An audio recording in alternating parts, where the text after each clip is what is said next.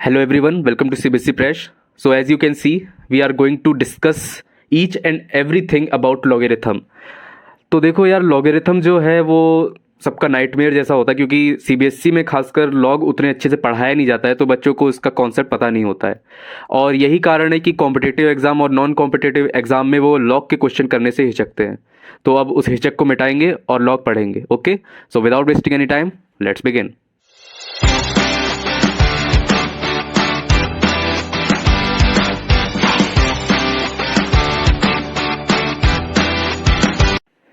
तो यार, सबसे पहले हम लोग ये समझते हैं कि लॉग की ज़रूरत कहाँ से पड़ी और कैसे हम लोग लॉग के पास पहुँचेंगे। ठीक है, तो सबसे पहले आप लोग एक बात सबको पता होगी कि हर पॉजिटिव रियल नंबर, मतलब जैसे हम लोग अगर उसको n ले लेते हैं तो वो किस में एक्सप्रेस किया जा सकता है? एक्सपोनेंशियल फॉर्म में। फॉर एग्जांपल मैं आपको एक एग्जांपल दे देता हूँ।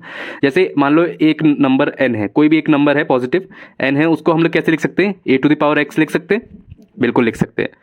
अगर आपको इसमें भी समझ में आ रहा है, जैसे मान लो आप 49 देखो, ठीक है, 49 को कैसे लिख सकते हैं हम लोग? 7 का होल स्क्वायर या 7 का स्क्वायर, ऐसे लिख सकते हैं। तो बस वही बता रहा हूँ मैं, ठीक है। तो कोई भी पॉजिटिव नंबर ऐसे लिखा जा सकता है। अब इसमें समझते हैं कि डिफरेंट टर्म को क्या क्या कहते हैं। ठीक है, जैसे कि मान लेते हैं हम लोग यहाँ पे a है, तो a को हम लोग क्या कहते हैं? a को हम लोग कहते हैं बेस। ठीक है, इसको क्या कहते हैं? इसको हम लोग कहते हैं बेस। ओके, और इसके बाद x क्या है? x को हम लोग बोलते हैं एक्सपोनेंट। ठीक है, x को क्या बोलते हैं? एक्सपोनेंट। ओके, अब इसके बाद हम लोग एक चीज़ और समझते हैं, एक रिलेशन देखते हैं हम लोग ने उसके बाद देखा कि भाई ये जो मतलब चीज़ें हैं, इनके लिए एक फंक्शन को हम लोगों ने निकाला। वो फंक्शन कौन सा है? लॉग। और लॉग फंक्शन कैसा है वो मैं आपको बता देता हूँ। उन्होंने कहा ये फंक्शन ऐसा है कि जो कि ये रिलेशन आपका रखता है। अब इसका क्या मतलब है मैं आपको बता देता हूँ।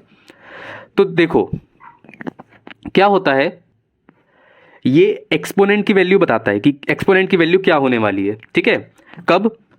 तो देखो इसमें क्या बताते हैं कि हमको एक की कितनी पावर बढ़ानी चाहिए, हमको बेस की कितनी पावर बढ़ानी चाहिए कि वो एक नंबर n बन जाए। कोई भी पॉजिटिव नंबर हो सकता है। ठीक है, हमको a की कितनी पावर, जैसे कि a की पावर x कर दें तो वो n बन जाएगा। तो वही चीज़ इसमें आ जाती। ठीक है, a की कितनी पावर बढ़ाई जाए कि वो n बन जाए, वही वैल्यू आ जाती है लॉग की। ठीक है, जैसे कि अगर मैं इसमें लिखूं, मान लो मैं 49 = 7 स्क्वायर वाला, मतलब अगर देखा जाए तो इसमें क्या होगा? इसमें आपकी बेस की वैल्यू 7 होगी। ठीक है, यहाँ पे नंबर जो होगा 49 होगा। तो अब आप बताइए कि इसमें अगर 7 की कितनी पावर बढ़ाऊं कि 49 नंबर आ जाए? तो हाँ, 2। ठीक है, तो इसकी वैल्यू 2 आ जाएगी, यानी कि 7 का अगर मैं स्क्वायर कर देता हूं तो नंबर कौन सा आने वाला है? 49।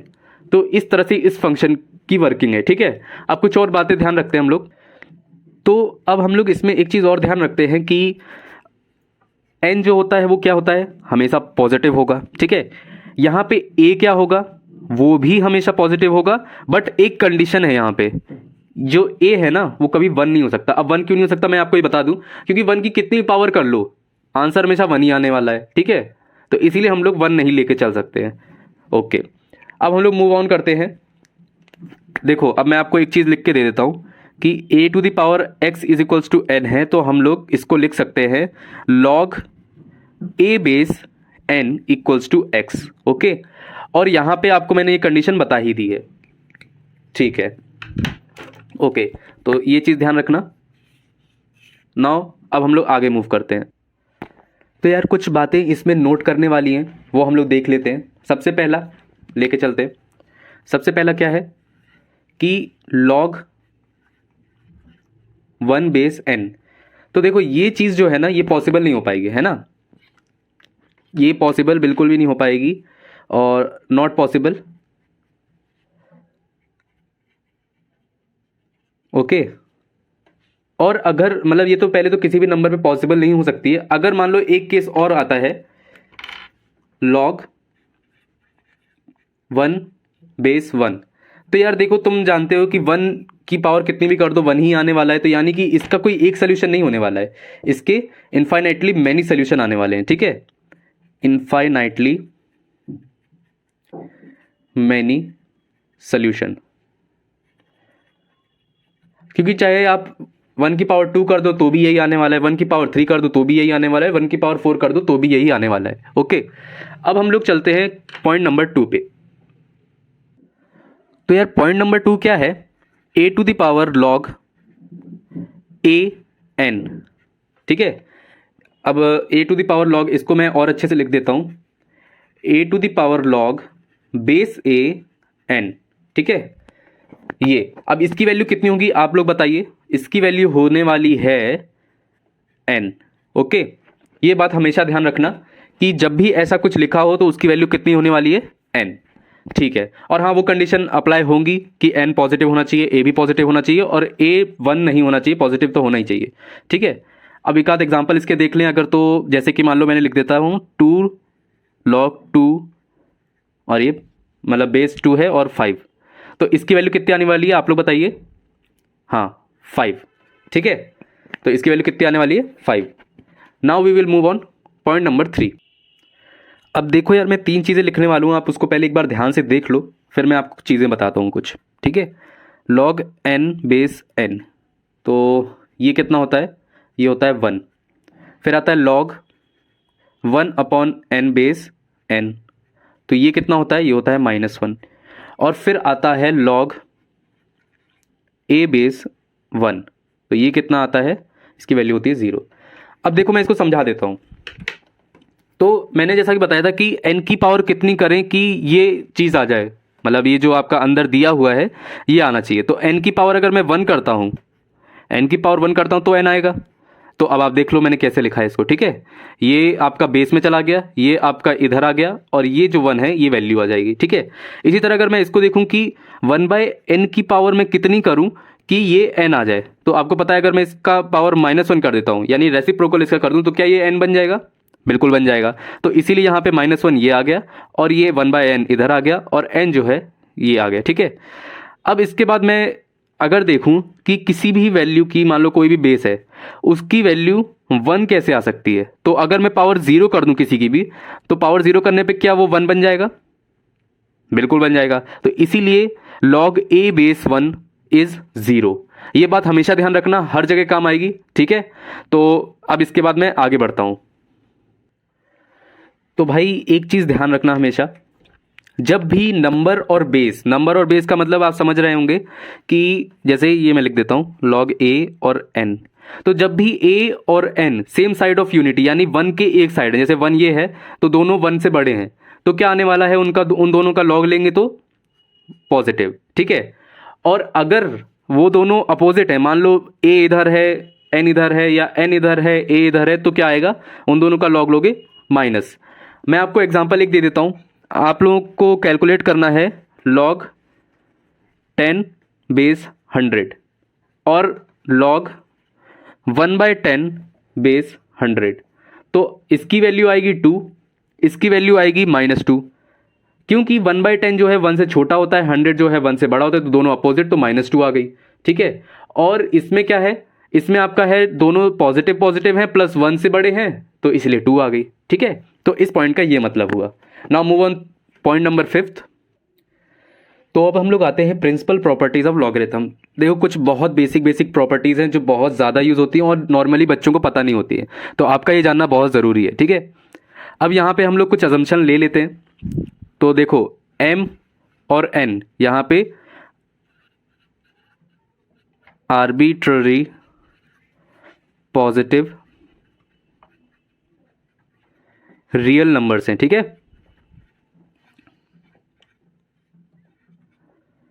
रियल नंबर्स हैं, और यहाँ पे a के लिए भी एक कंडीशन है कि 0 से बड़ा होना चाहिए a और नॉट इक्वल्स टू 1 होना चाहिए। ठीक है, ये बात हमको पता है। ओके, अब ये जब कंडीशन फुलफिल होती है उसके बाद कुछ प्रॉपर्टीज आती हैं सामने जो आप सबको पता होना चाहिए, और कई बार कॉम्पिटिशन्स में डायरेक्ट इन पे बेस्ड क्वेश्चन आ जाते हैं, तो इसीलिए मैं ये बता रहा हूँ। ठीक है, तो ध्यान दीजिए।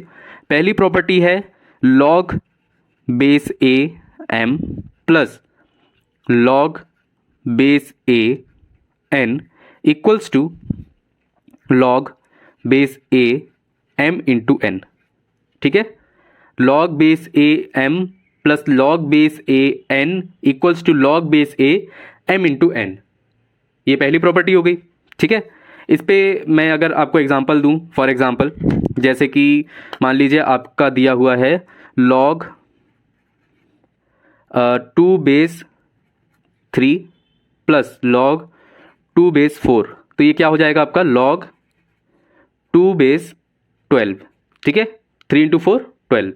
तो इस तरह से ये वर्क करता है, ठीक है। अब हम लोग आते हैं प्रॉपर्टी नंबर सेकंड पे। तो प्रॉपर्टी नंबर सेकंड क्या है, बिल्कुल सिंपल है, log a base m upon n, ठीक है, log a base m upon n। तो इसकी वैल्यू कितनी होने वाली है आप लोग गैस करिए। हाँ, log a base m minus, अब क्योंकि डिवाइड आ गया तो यहाँ पे हम माइनस लगा देंगे, ठीक है, log a base n। Okay, अब ये आपको समझ में आ गया होगा, तो मैं इसको एक एग्जांपल के थ्रू आपको समझाता हूँ। फॉर एग्जांपल मानिए हमारे पास क्या है, log 2 मान लेते हैं इसको, log 2 3 अपॉन 4 है, ठीक है, log बेस 2 3 अपॉन 4।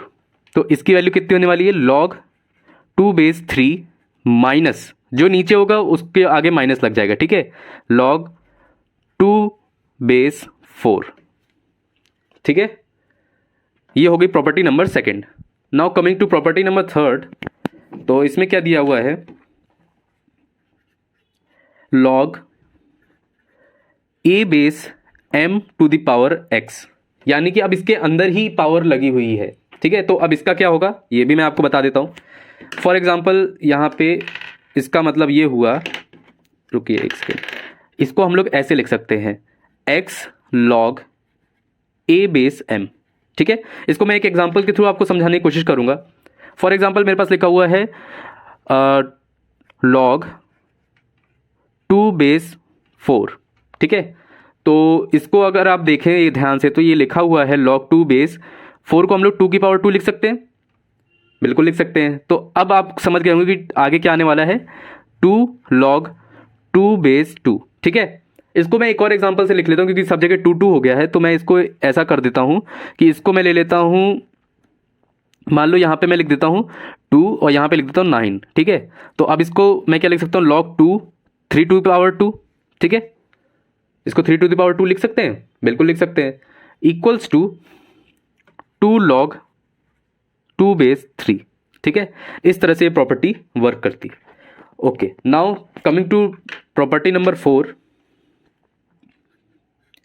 तो इसमें क्या है, log, अब इधर पे ध्यान दीजिएगा कि a के पास पावर है, यानी बेस के पास इस बार पावर है, ओके, यहाँ पे बेस के पास पावर है, रुक जाइए एक सेकेंड, यहाँ पे बेस के पास पावर है, तो हम लोग क्या लिखेंगे, log a base a to the power x, मतलब a जो बेस है उसके पास भी पावर है x, m इक्वल्स टू, अब इसको हम लोग कैसे लिखेंगे, तो देखो इसके पास था तो डायरेक्ट आगे आ जाता था, लेकिन अब इसके पास है तो इसका रेसिप्रोकल होके आगे आएगा, ठीक है, 1 upon x is equals to log a base m। अगर मैं इसका एग्जाम्पल लेना चाहूँ तो इसका एग्जाम्पल होगा, जैसे कि मान लीजिए कि मैंने लिखा log 9 बेस 2, ठीक है। तो इसको अगर मैं देखूं तो ये क्या लिखा हुआ, बेसिकली log 9 होता है 3 टू द पावर 2 और ये 2, तो इसको मैं क्या लिख सकता हूं, अब यहाँ नीचे 2 है तो 2 अगर बाहर आएगा तो 1 अपॉन में आएगा, ठीक है। तो इसका रेसिप्रोकल होके 1 अपॉन 2 log 3 बेस 2। आई बात समझ में? तो आज इतना ही रहने देते हैं, बाकी प्रॉपर्टीज मैं आपको अगली वीडियो में बताऊंगा, और उसके बाद कुछ क्वेश्चंस भी इससे रिलेटेड हम लोग करेंगे। ओके, तब तक के लिए please like, subscribe and share as much as you can. Okay, चलिए ठीक है, फिर वीडियो को रैप अप करते हैं। जय हिंद।